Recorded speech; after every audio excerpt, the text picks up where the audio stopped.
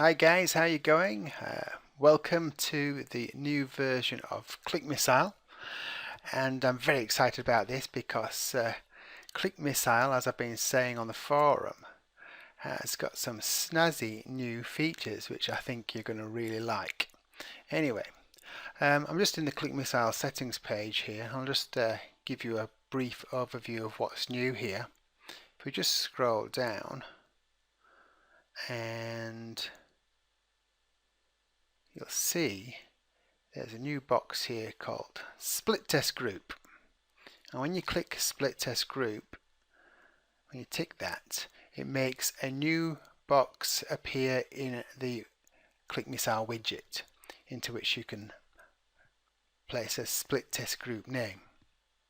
Okay, there's also another box here for Google Analytics experiment code for the front page or home page of your site, but I'm not using that at the moment on the front page of my site, so it's just empty at the moment.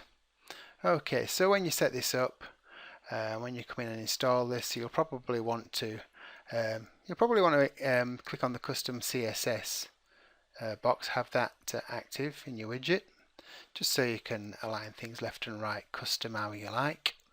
And you'll want to have this ticked so you can see the split test group in your widget. So let's go over and have a look over here, and we'll pop into widgets, and then you can have a look at the Click Missile widget. And we'll just wait for the widget page to arrive. There it is.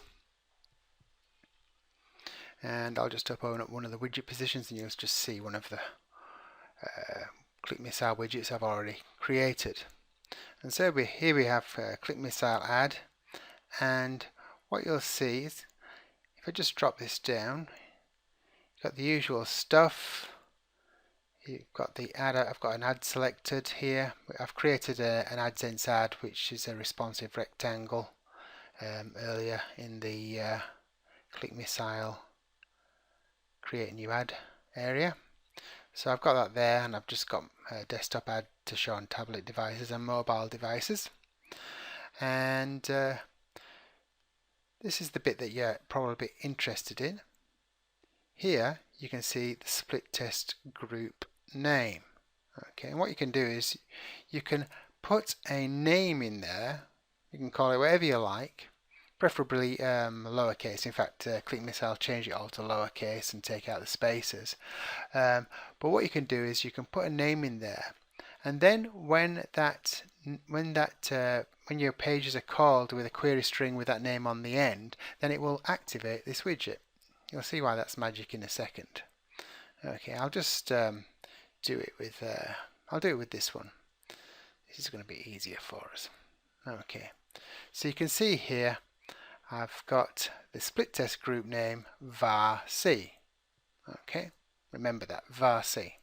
So if I go up to this site here, this is my test sites that I play with, and you can see here on the end I've got normal URL question mark with cm split equals and then a variable name. Now I've got var_d on that one. I'm just going to change it to var_c.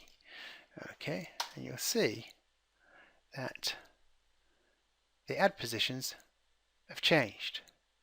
Okay, if I do this here, I'll just put var_a. I've got some widgets set up to show for var_a, some for b, some for c, some for d.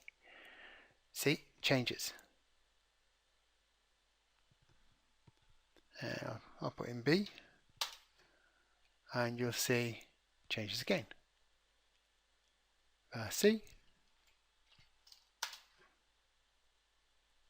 and thank you very much. Wait for those ads to arrive, and var_d. Should just refresh that with var_d, and you'll see it changes. Oh, it didn't change that time because it's trying to fool me. Come on. There we go. Now it's refreshing. So you'll see the ad positions change according to the split test group name. So whenever you've got the query string on the end with CM split, the widget will be activated for whatever the split test group name is that you've got on the end. Okay. And also what it will do is, if you just create a widget that doesn't have a split test group name, then that just operates with the normal URL without the query string on the end. Okay. So the beauty of this is we can set up pages with these, the same page, but to show different widgets according to what the query string on the end is. Okay. Now the reason why we're doing it this way is because Google Experiments allows us to split test pages by switching to different pages. Okay, so in the world of Google Analytics experiments, what they're assuming you're going to do, you're going to set up a one page like in one way, one page in another way, and one page in another way, and then have Google automatically switch between them, and then gives you a result back as to which one's the most effective. Okay, but I thought, well, that's not the ideal way to do it, because you don't want to have to set up a whole new page for each thing. So I thought, well, what if I could put a query string on the end of the URL, and then we can have the same page, but it's just the ads that change. And I figure that's much better for SEO and everything, because the page itself isn't changing, it's just your ads are moving according to the query string. So that's the new features in Click Miss Out, as goes the split testing part. And I'll set up another video now which is going to show you how we set it up at the other end in Google Analytics.